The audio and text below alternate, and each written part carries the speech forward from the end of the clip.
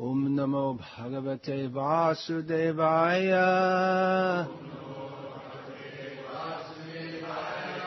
Om Namo Bhagavate Vasudevaya. Om Namo Bhagavate Vasudevaya. Om Jnanatimirandhasya Jnananjana Shalakaya Chakshurmilitam Yena Tasmai Shri Gurave Namaha. Nama Shreshtam Manamapi Shakti Putramatra Surupam Rupam Tasya Gajamurupurim Maturim Goshtavatim Radha Kundam Girivaramahola Dikamadavasham Prapto Yatsya Pratita Kripaya Shri Gurum Tamnatosmi Vandeham Shri Guru Shriatav Parikamalam Shri Guru Vaishnavascha Shri Rupam Sagrajatam Sahagana Puratan Vitam Tam Sajivam Sadvaitam Savadhutam Parjana Sahitam Krishna Chaitanya Devam Shri Radha Krishna Padan Sahagana Lalita Shri Vashakha Vitam Shantakaram Bhujagashayanam Meghavarnam Shubhanam Vishwadharam Gagana Sadrisham Lakshmi Kantam Kamalanayanam Yogi Vidhyanagamyam Vande Vishnam Bhavabhayaharam Sarvalokaikanaatam Hare Krishna Krishna Krishna Hare Hare Hare Rama Rama Rama Hare Hare. So I'm continuing to speak on Sri Vishnu Sahasranama, backtracking to, I'm not speaking very loud here, backtracking to Bahushira, which means many-headed, a name of Anantadev, the snake form of the Lord with many heads, who also serves as the bed of the Lord. So many heads. Sometimes he's referred to as Sahasravadana, or one who has 1,000 mouths. Just like this Vishnu Sahasranama is referred to as Sahasranama, 1,000 names. Actually, it's not exactly 1,000 names given here. Just like there are so many halls in temples in South India which are said to be of 1,000 pillars. They're not exactly 1,000 pillars, but it's indicative of many. Actually, Vishnu has unlimited names. So Bahu means many. So how many? You can't say exactly. Many. However many you can think of, there are more.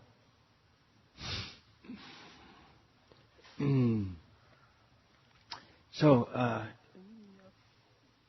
to name 118, Visvayonih, the second meaning given, is one who unites his devotee with himself. Yoni, this means womb. So just like the child lies in the womb for 10 months, according to Vedic understanding. It's stated in Srimad Bhagavatam, 10 months. Of course, the month in the Vedic calendar, it's a little shorter than the Western one, which they say 9 months, Gregorian calendar. So, the child naturally has a very strong bond with the mother, but one who brings his devotee to himself. So we find that Krishna, he's always very anxious to bring his devotees to him. In fact, the whole material world is set up for two purposes. One is to fulfill, not just the devotees, specifically the devotees who wants to bring to him, and he wants to bring everyone to him because everyone's his devotee. So the whole material world is set up for the purpose of indulging the fantasies of the rebellious jivas who do not want to surrender to Krishna. People have fantasies. They fantasize about this and that. But the whole material world is a fantasy in which people can play out their dream roles. They try to fulfill their desires. Krishna gives facility. But there's another purpose also, that it is meant for reforming the conditioned souls who have forgotten Krishna. So Krishna, He personally comes. He sends His devotees. He appears as His holy dham. He is present as His holy name, as the deity. In so many ways, Krishna is anxious to bring the conditioned souls to Him, to unite them to Him.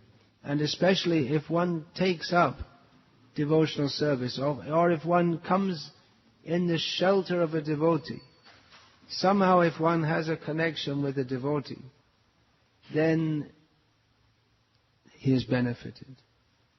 Srila Prabhupada commented about the crocodile who was holding onto the foot of Gajendra in the water for 1,000 celestial years, which is a very long time. So the crocodile was also delivered by Lord Vishnu by having his head cut off, and then he lost the crocodile body and went back to being a resident of the heavenly planet. So Srila Prabhupada commented on this. Tandera Charana Sevi.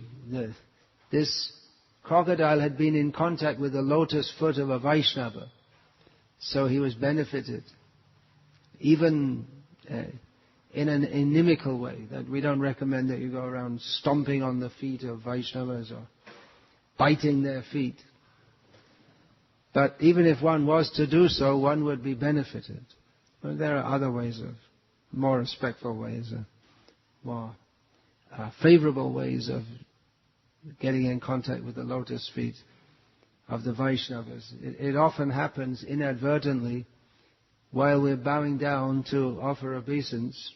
Either we put our foot on the head of a Vaishnava, which isn't very good for us, or we, even without trying for it, we get the lotus foot dust of a Vaishnava on our head. So that's all very favorable for devotional service. So Bhagavan, Vishnu, Krishna, he is very anxious to bring his devotees to him. As Srila Prabhupada said, if we take one step toward Krishna, he will take 10 steps towards us. He's very eager, he sets up this material world in such a way that it is full of suffering. Why is that? Well, because we're inflicting suffering on others due to the bad consciousness of rejecting Krishna. But that has a purpose also to wake us up that we're not meant to be with anyone. We're not but Krishna. We're meant to be serving Krishna. And Krishna, he always looks after his devotees, even in the most adverse situations. Just like the king Indradyumna, he was cursed by Agastya Muni to take birth in the body of an elephant, because an elephant it's a dumb animal. It's not, it just lives in the jungle. So an elephant this Gajendra, he was living in the jungle. And what chance was there for him to make any spiritual advancement? There's no association, no devotees. And he was in the body of an elephant, which is it's stupid. Yeah. It's not very intelligent. But even though he was put into a situation whereas previously he had been meditating on Vishnu, and then he was in the body of an elephant and had forgotten all of that. That's just the nature of the cycle of birth and death, is that we forget our previous situation. But Bhagavan Vishnu did not forget him, and Bhagavan orchestrated a situation whereby that great devotee who was circumstantially placed in the body of an elephant had memory of his previous worship of Vishnu and called out to him. And taking a lotus from that lake, he held it up in his trunk, offering that to Vishnu. And immediately Vishnu came from a long distance to deliver he came rushing, leaving Vaikuntha, came rushing to deliver his devotee from that situation and to deliver him from the cycle of birth and death. So it was actually, in one sense, the great mercy of Agastya. The curse of a Vaishnava is always favorable, because to attain perfection by meditation is a very long process. The process of meditation, by its very nature, is passive. One is very calm and peaceful. But surrender to Krishna is intensely emotional. So it's the meditation process, it almost, even if one is meditating on Vishnu, it almost works against the perfection of bhakti, because one has to remain calm and peaceful. But in bhakti, there's no calm or peacefulness, at least when calm. C-A-L-M, not Sanskrit or karma. So, but this elephant, apparent elephant, being in that distressed situation where he was feeling extreme pain, even though he was the king of the jungle, his undisputed monarchy over even the lions and other animals. Usually lions, if in a fight between a lion and an elephant, the lion is victorious. But this elephant was so powerful that he was the undisputed king of the jungle. He was protecting his wives and children. He was a good family man. He was he was thinking to himself, I'm so happy here in this situation. All of a sudden he was put in this serious situation, which he might have thought that, well, I'll conquer over the crocodile, but he didn't. And he went on fighting, and he didn't. And he was gradually being overpowered. And at that time, it came to his mind the memory of his meditation on Vishnu, of the prayers he'd offered to Vishnu. Then again, he offered prayer, but this time with great intensity of feeling, calling out to Krishna. And Krishna came and delivered him, so Agastya's curse turned out to be a blessing for Indradyumna, because no curse can destroy one's devotional service. That is a permanent asset. That's always there. And that's why a devotee, he doesn't feel, in any situation, he doesn't feel that he's bereft of Krishna's mercy. He always sees, any situation, this must be Krishna's mercy on me. Krishna has a plan to destroy my material attachments. The devotee is always conscious that Krishna is trying to bring me to him, even despite our own unwillingness. We make one step toward Krishna and we're looking back and thinking, maybe I should step backward, or I won't make any more. That's enough for now. But Krishna, he doesn't think like that. He's pulling us toward him. He run and embrace us and pull us. And that embrace may come in the form of Yasyaham anugrahanami harishye tadhanam shanai. We're thinking how Krishna will embrace us. He may embrace us by taking away everything that we have, so that we have nothing in this world, we have nothing left. And I'm holding on to my material attachments. And when we have nothing left to hold on to, then like Draupadi, Govinda, Govinda, Govinda, and then Govinda comes. So Krishna, the devotee has the faith that Krishna is always with me. And even in adverse circumstances, the devotee understands that Krishna has his plan. Krishna wants to deliver me. Despite my own madness. That's why we also shouldn't be discouraged in devotional service. Even if it feels we're not making any advancement, and I have so many material desires, it doesn't seem like they're going away. But we should remain faithful to the process and know that Krishna, if we try to please Him, that Krishna is not ungrateful. That is one of the names of Krishna already given. Kritagya, grateful. Krishna, He's pleased if we chant His names, we dance in kirtan. Even Srila Prabhupada sometimes used to condemn, not exactly condemn, but criticize, that those who are simply remaining in the temple ringing the bell. They have no devotional service beyond that. So from one perspective that is criticized, he was criticizing especially his godbrothers for being bell ringers, when there's preaching to be done all over the world. But from another perspective, Srila Bhakti Siddhanta Saraswati Thakur said that the neophyte devotee ringing the bell in the temple, there's no bell here actually, there used to be a bell. What happened to the bell? You have to have a... Just now coming. Alright, so bell is required. Sometimes we put these Chinese tinkling bells that in the wind they blow. But chiming bells.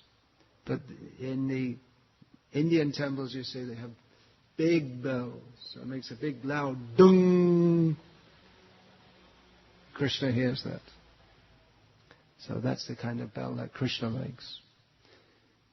So Bhaktisiddhanta Saraswati Thakur said that the neophyte devotees ringing the bell during the arati in the temple, even once, is more beneficial to human society, both materially and spiritually, than millions of karmis opening millions of hospitals and doing all kinds of welfare projects. So, if we can't do anything else, we can just ring the bell. That's all. And Krishna will be pleased. And Krishna will arrange. Ring the bell. Good. I like that. Yeah, I like that. I like that person's ringing the bell. Oh, he's doing that for me. Even the person not even thinking of Krishna. But he's doing it. And Krishna says, all right. There are so many narrations in Shastra that during the month of Kartik, one mouse came in the temple. It was very hungry. The light was, the deepam, the ghee lamp was burning in the temple before the deity.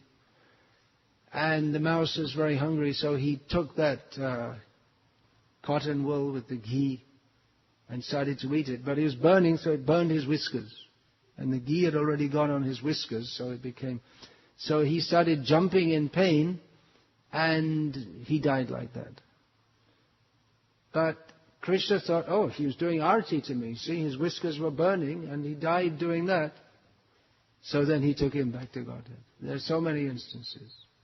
We don't recommend, don't make yourself into a suicide fire bomber and dance in the temple before Krishna.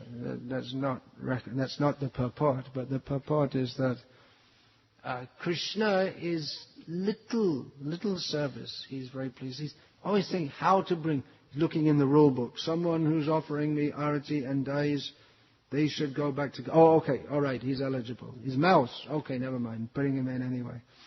So, Krishna's always trying to bring his devotees to himself. As he states in Bhagavad Gita, Tesham satazayuktanam bhajatam priti purvakam dadami buddhi yogam tam yena mamupayanti te. Tesham evanukam partam aham agyanajam tamaha nashyami atma bhavasto jnanadipena bhasvata.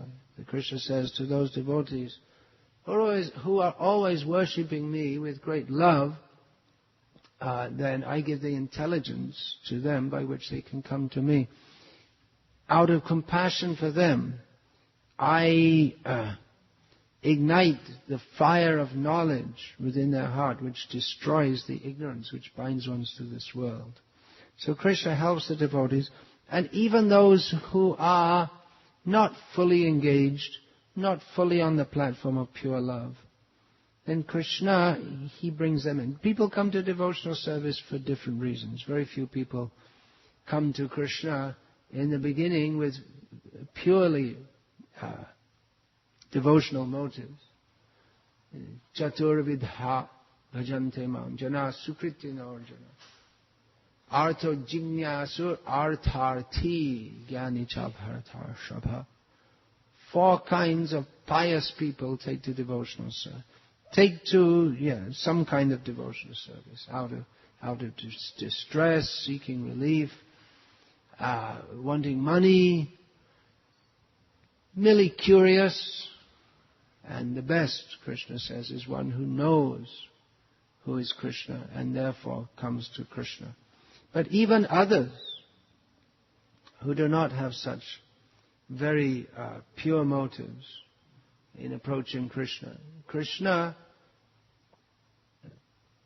this is described in Sri Chaitanya Charitamrita, that Krishna, He sees someone is approaching me, but he's foolish. He has so many material desires. So, all right. And Krishna may fulfill the desire, but not in such a way that his material desires will increase, but in such a way that his material desires will decrease. And the very fact that he comes close to Krishna, Krishna is like a magnet, a very powerful magnet. That akarshan, it means attraction. Akarshak is a magnet. So Krishna, the very name Krishna, means attractive.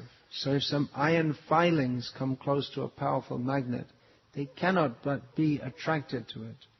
So in the same way, we being very small and Krishna being very powerful, if we somehow come in the atmosphere of Krishna, Krishna will attract us. And Krishna is very eager to bring us to Him. And even, one step we take toward Krishna, He takes 10 toward us. But even if we step away from Krishna, as we do in this material world, coming to this material world means to step away from Krishna. But Krishna, He doesn't step away from us. Krishna says, Ye yata mam prapadyante tangas tathaiva bhajamyaham. I reciprocate with others according to how they behave with me. But Krishna's reciprocation is not exactly measured. It's different in different cases. If we step away from Krishna, then Krishna simply remains waiting. He doesn't reject us. But if we step toward Krishna, Krishna runs toward us. If we step away from Krishna, He doesn't step away from us. And after millions of lifetimes of stepping away from Krishna, if we start to turn back, Krishna doesn't say, you rejected me, now I'm rejecting you. But immediately, He's willing to take us. So these are some thoughts. There are other examples. Ajamil, so many examples. How he forgot Krishna, but Krishna didn't forget him. Although Ajamil had gone away from devotional service, Krishna was always thinking how to bring him, how to bring him, how to bring him. And although Ajamil had no desire to serve Krishna during his sinful life. But Krishna inspired him to name his last son Narayana. So he was always calling Narayana, Narayana, Narayana, Narayana. And that became the cause of his deliverance.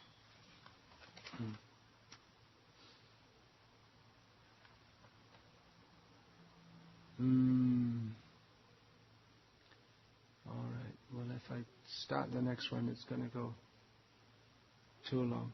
So, any question about this? Yes, please. There's another microphone.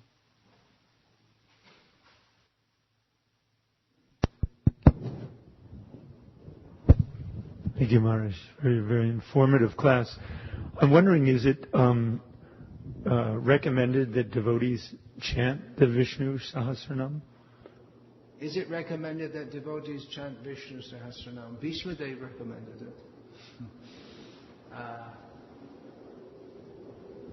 Chaitanya Mahaprabhu, it's recorded, he asked Srivas Thakur to recite it for him. And certainly Chaitanya Mahaprabhu, traveling all over India, must have heard it many times because it was standard until recently, standard for at least Brahmanas, maybe in that time others also, to recite. It was very, very popular. Baladev Vidyabhushan gave a commentary on it. Bhaktivinoda Thakur, he stated that, Mahabharata and Vishnu Sahasranam, these are two great treasures within the Vedic literature. So we can also chant it. There are so many Sahasrana. Actually, if we chant Hare Krishna, Krishna Krishna, Hare Hare, Hare Rama, Rama Rama, Hare Hare, that in terms of course we can't materially quantify it, but in terms of spiritual purification, that's more than chanting Vishnu Sahasranama. It's like an easy way to do it. But by chanting and by discussing the names, then we get different perspectives on the qualities of Krishna. And that should inspire devotees to surrender to him more, to become more attached to him, to engage in his service more. So we can do, there are so many. We can chant Mukunda Mala, very, very beautiful. Stotra Ratna, there are so many. Srila Prabhupada writes in the Nectar of Devotion that devotees can select their own personal choice, some different prayers, and chant them regularly. So, there are others also. Vishnu Sahasranam is,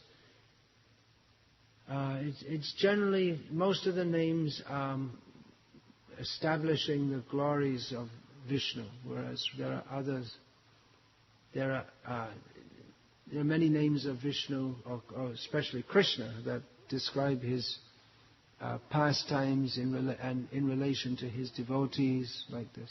So we may choose practically all great devotee poets have made songs and poems with the names of Vishnu, Krishna, like this. So we can choose some.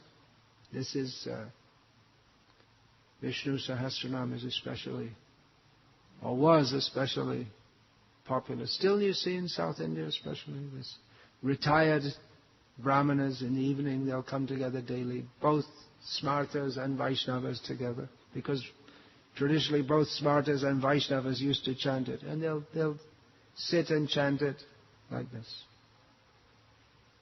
So, I just thought to go through it myself, to speak on this. It's all Bhagavatam philosophy, and it's a nice meditation. I hope the devotees are not disturbed by me doing this. Yes. Maharaj, I heard Srila Prabhupada say once, I think he was giving a class, that when an article was submitted to his spiritual master, Bhaktisiddhanta Saraswati, to be printed, and I think it was the Nadi Prakash. He used to check, he used to count how many times the name Krishna appeared in the article. And if it appeared sufficient number of times, he would say, print it. So I think by that criteria, you just gave a class that really pleased Bhaktisiddhanta Maharaj, because you said Krishna so many times. I said the name Krishna so many times. Yeah, it was great. But aside from that, it was a wonderful class. But my question is, say you have somebody who's living in the temple and seems to be doing nicely, and then somehow or another they get a little bit, deviated and distracted, and they want to leave the temple, and they're leaving the temple because, they just want to fulfill some material desire, and you try preaching to them, in the standard way of, but and it doesn't work. You're not talking them out of it. You're not getting them on the strength of the philosophy to see that it's futile, it's a waste of time. They're determined. They want to fulfill that material desire. So, would it be okay to preach to them? Why don't you stay here? Stay here. Just pray to Krishna for the fulfillment of your material desire. You have to do everything still. I mean, you still have to get up and come to the program and this and that. But just pray to Krishna for the fulfillment of your material desire. Krishna, because the person has some faith in Krishna, in other words. So get them to, just tell them encourage them like that. You're thinking that, knowing that, okay, if they do like that, maybe they'll get the material desire fulfilled, maybe they won't, but they're going to get purified. And it's encouraging for them. They'll be encouraged by that. Question. It's quite a common syndrome. Someone's going on happily in devotional service, and all of a sudden it's like a rock fell on their head or something, and they just change, and they have a very strong desire to fulfill some desire or material desires, and preaching doesn't work. They know the philosophy. They could probably preach better than you could to them about it. And you see, their face becomes black. It's as if it's like maybe their aura has become, and they just, and they know that, but they're going out. And so, should you preach to them to? Well, if they're living in the temple, preach and pray to Krishna to fulfill your material desire. Should you preach to them to that? Well, if they're living in the temple community, then they have to follow all these rules and regs. But generally, when one has a very strong material desire, then it's almost as if they're forced. Atakena prayukto yang papam charati purushaha anichannapi varshnaya balam iva niyojitaha. Arjuna asks, what is that force that makes us, even though we know it's wrong, we don't really want to, what is it that forces us to do wrong? So it's almost like we're forced. We can't, there's nothing we can do about it.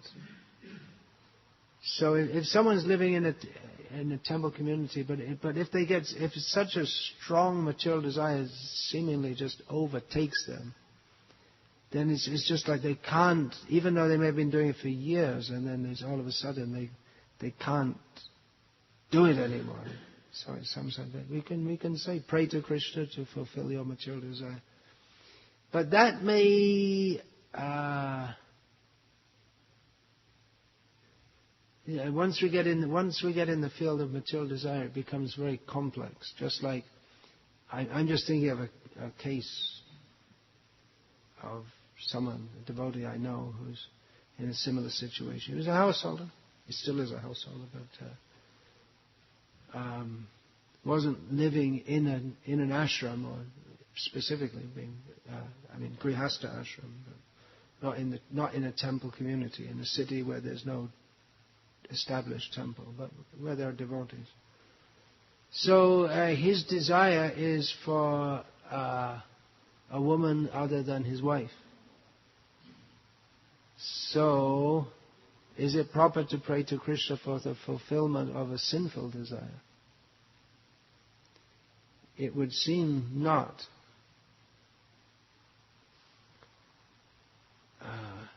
Dear Krishna, please bless me so that I can perform a sinful activity. In that case, no. We can't say pray to Krishna We could say pray to Krishna that you do the right thing, but even what is right and what is wrong becomes lost. It's almost as if just Maya overtakes, maybe due to some offense or whatever it may be. You want to say something about that, Vijay Prabhu?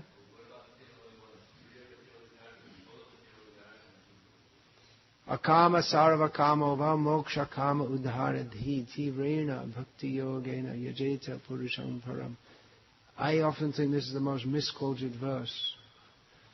Because whether one is full of material desire, has no material desire, or wishes to be liberated, one should worship Krishna. But there's just, usually in the explanation of this verse, there's one word which is left out, tivrena, with great intensity. It's not that you have material desire and you just do a little Hare Krishna while you're in between brushing your teeth and going to the shower. But one has to very intensely worship Krishna. And the result of doing so will be that one will gradually be freed from that material desire. Or at least one will be saved from falling into grossly sinful life. So if one has a sinful desire, then how can that be fulfilled by devotional service? Many times, just like the word karma, as used in Bhagavad Gita, it's kangshanta karmanang siddhim yajanta iha devata.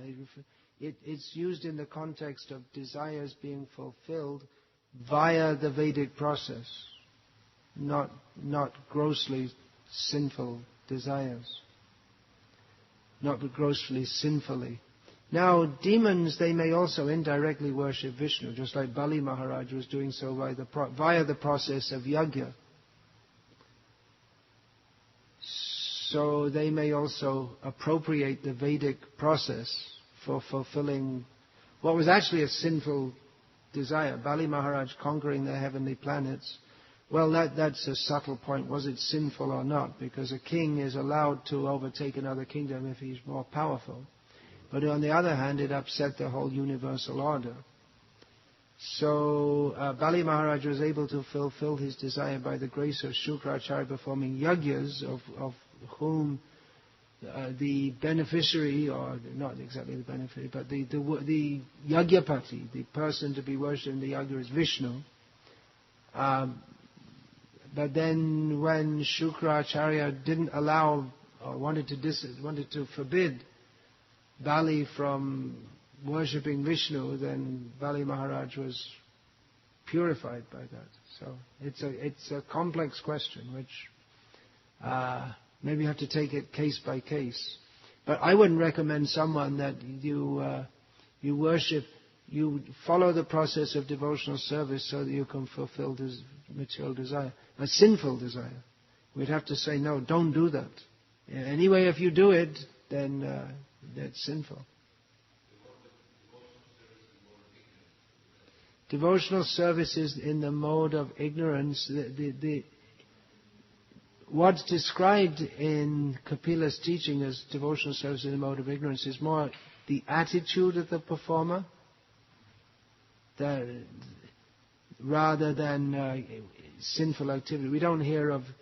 Generally, the mode of ignorance is associated with intoxication, meat eating, but when it's the description of the devotional service in the mode of ignorance is if one is envious, proud, bhinnadrik, has a different outlook to that of Krishna. He's not doing it for Krishna's pleasure. So he may be doing it to exploit others, but there's no mention of grossly sinful activities. Yes, please.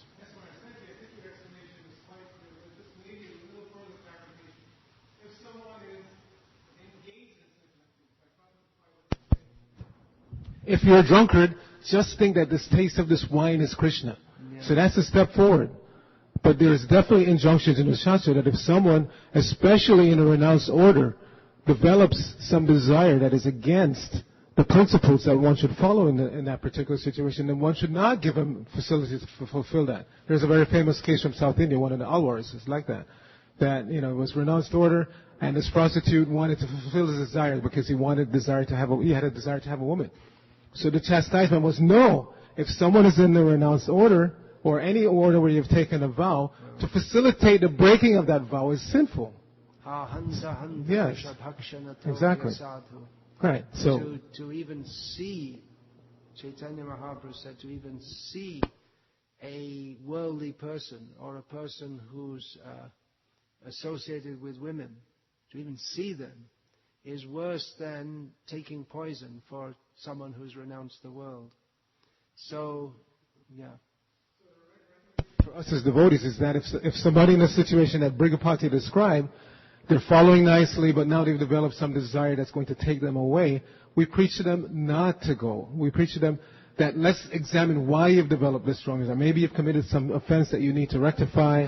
You know, usually that's the case. They've offended some devotee and they gradually lose the taste.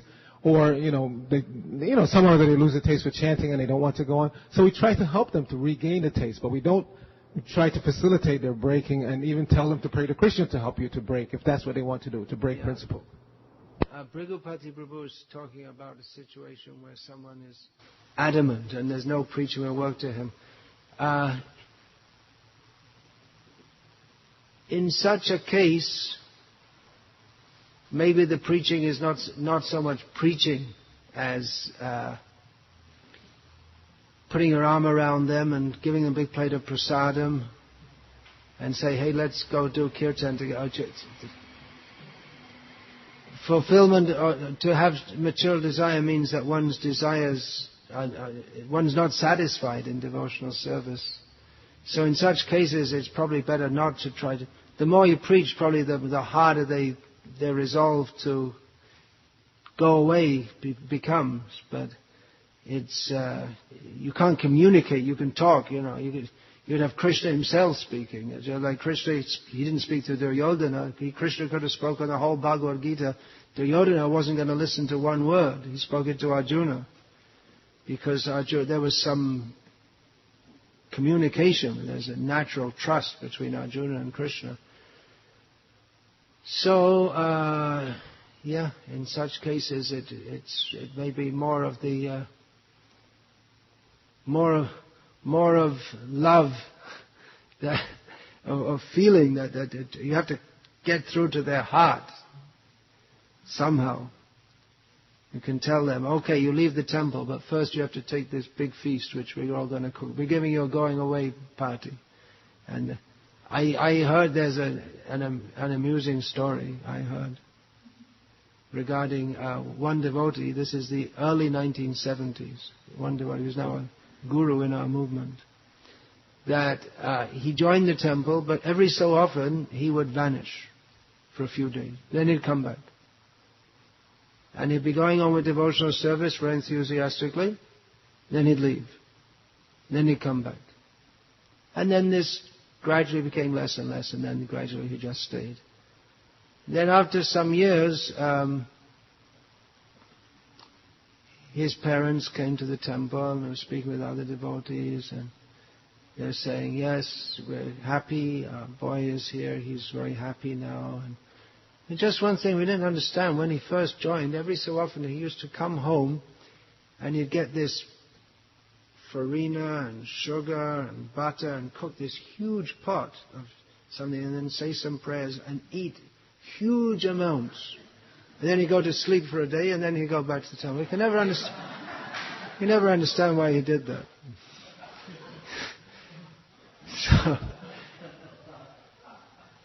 So maybe you have to fill them up with Mahaprasad. Just like Rabindranath is out there every day. He's right there, making sure you don't go out without Mahaprasad. So all of those you listening on the internet, you don't get the Mahaprasad from Rabindranath Prabhu. Better you can come here. And if you come here, then you take more and more Mahaprasad. And then maybe you engage in the kirtan and say, hey, Hari Bol! It's better here than there. So, it's not all just philosophy, is it? Bringing people to devotional service, keeping them in devotional service.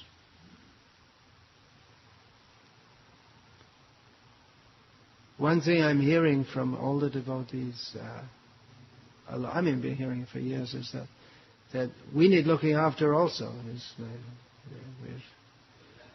We need looking after also, especially devotees who are living away from a temple community, or even they're going to a temple, but no one's how are you doing, and it's just they also need. Everyone needs. We all need, isn't it? We all need love and affection. We also need philosophy. So, not too dry and not too sweet. Krishna, of course, there's no question of being too sweet, but we need philosophical understanding also. So, it's not just rules and regulations and philosophy. That's also required, and it's not all just bliss without any rules and regulations and philosophy. So, balance is needed. And what to do in such cases, people going away, is very difficult, and it's painful also to the devotees to observe that. So better catch it before it happens. If you see someone's looking morose, or they're just not talking to anyone, or not coming around, you say, "Hey Prabhu, what's going on there?" Yeah, you want to say something? This is one quick question. One of those things where I heard the Prophet said something. Oh, okay. I heard the Prophet said that if somebody leaves the temple, he said to the temple manager, 50% that devotee's fault, and it's 50% your fault. I never heard that. The Prabhupada, you've heard that Prabhupada said if a devotee leaves, it's 50% his fault and 50% the temple management's fault.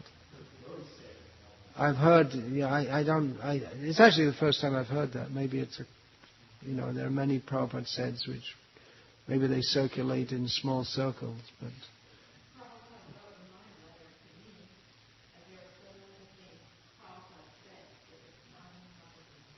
If it's not in writing, don't take it seriously. Yeah. Well, there you go. Prabhupada said, and it's in writing.